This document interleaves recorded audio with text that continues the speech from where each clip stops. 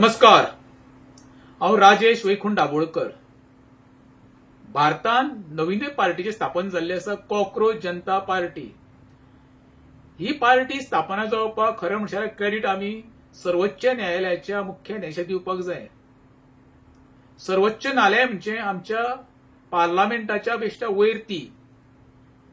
कसलोय कायदो घडोवचो जाल्यार पार्लमेंटाक सर्वोच्च न्यायालयाचे परमिशन घेवचें पडटा. त्या सर्वोच्च न्यायालयाच्या न्यायाधीशान म्हणप कितें, सध्याचे युवक आहात ते कॉक्रोच.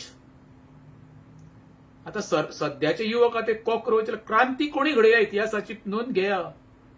ज्या ज्या वेळार आमचो भारत स्वतंत्र जाला तेन्ना सुद्धा कोण फुडाकार घेतालो? आमचे युवकूच. प्रत्येक मोठी मोठी आंदोलनां जाल्या तेका लीड कोण करता? युवकूच करता. तेका तुमी कॉक्रोच म्हणटा. हे कॉक्रोच अशे भारतान पसरतले आता पळय न्हू.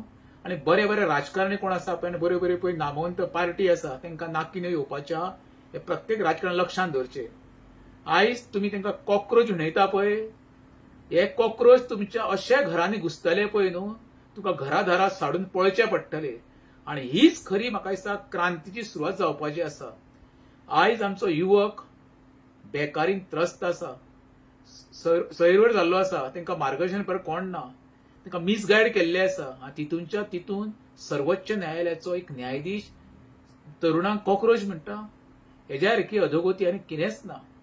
एक लक्षांत धरा, हे कॉक्रोच भारतान क्रांती घडयतली हें दुमत ना. आनी आमकां प्रत्येकाक दोळे उगडून पळोवचे पडटले. बाबा, एखाद्या सर्वोच्च स्थानार बसलेल्या न्यायाधीशान अशें म्हणप आनी थंयच्यान हो उद्रेक तयार जावप आनी भारतान क्रांती घडप आणि मोठे राजकीय बदल जावपाचो हो संकेत आसा.